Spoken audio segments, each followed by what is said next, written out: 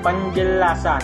Sebagai makhluk sosial antara manusia yang satu dengan manusia lainnya yang memiliki dorongan untuk berinteraksi dan berkumpul demi mencapai kepentingan serta tujuan yang sama, bersosialisasi merupakan upaya diri dalam beradaptasi dengan lingkungan sosial.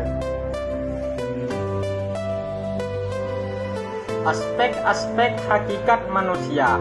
1. Manusia sebagai makhluk Tuhan. 2. Manusia sebagai makhluk individu. 3. Manusia sebagai makhluk sosial. 4. Manusia sebagai makhluk berbudaya. 5. Manusia sebagai makhluk susila. Dan keenam, manusia sebagai makhluk beragama. Manusia sebagai makhluk Tuhan. Manusia adalah subjek yang menyadari keberadaannya. Dia mampu membedakan dirinya dengan segala sesuatu yang ada di luar dirinya, atau objek. Selain itu, manusia bukan saja mampu berpikir tentang dirinya dengan alam di sekitarnya, tetapi sekaligus sadar tentang pemikirannya. Keseluruhan alam semesta, manusia merupakan bagian dari kedudukan sebagai makhluk Tuhan. Maka dalam pengalaman hidupnya terlihat bahwa dapat kita alami sendiri adanya fenomena kemakhlukan.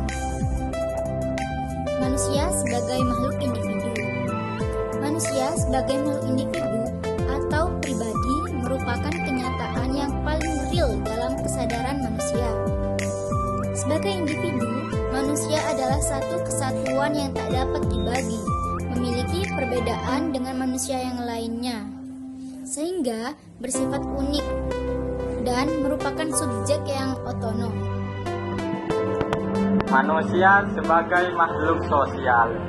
Manusia sebagai makhluk sosial dapat dimaknai sebagai makhluk yang selalu hidup bersama dengan manusia lain, yaitu makhluk yang tidak dapat hidup sendiri dan melakukan semua kegiatannya sendiri tanpa adanya keterlibatan orang lain.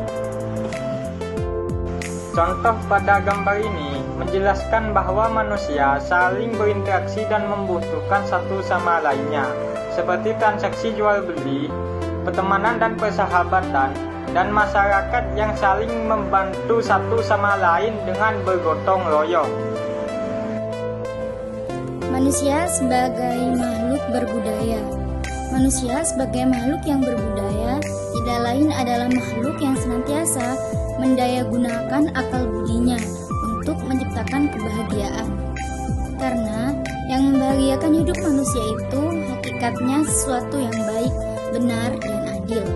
Maka hanya manusia yang selalu berusaha menciptakan kebaikan dan keadilan yang berhak menyandang gelar manusia berbudaya. Dan di belakang saya ini merupakan contoh manusia sebagai makhluk berbudaya, meskipun berbeda-beda tapi tetap satu jua. Manusia sebagai makhluk susila. Makhluk susila yaitu manusia sadar diri dan lingkungannya, mempunyai potensi dan kemampuan untuk berpikir, berkehendak, bebas bertanggung jawab, serta punya potensi untuk berbuat baik. Karena itulah eksistensi manusia mempunyai aspek kesusilaan. Dan contoh di belakang saya ini, contoh manusia sebagai makhluk susila yang kehormat kepada orang tua, menolong ke sesama teman.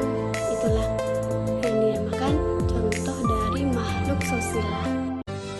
Manusia sebagai makhluk beragama. Manusia dikatakan sebagai makhluk agama, yaitu karena manusia bebas menganut suatu kepercayaan atau agama sejak mereka dilahirkan di bumi. Kesadaran religius yakni mengakui akan ada kodrat ilahi di alas manusia, serta selalu berorientasi terhadap yang dianggap ilahi. Manusia bebas memiliki suatu kepercayaan, baik itu Islam, Kristen, Katolik, Hindu, dan Buddha.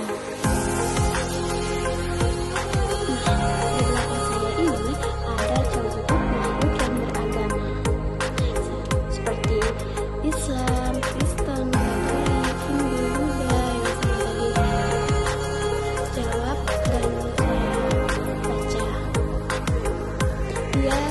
berbeda-beda.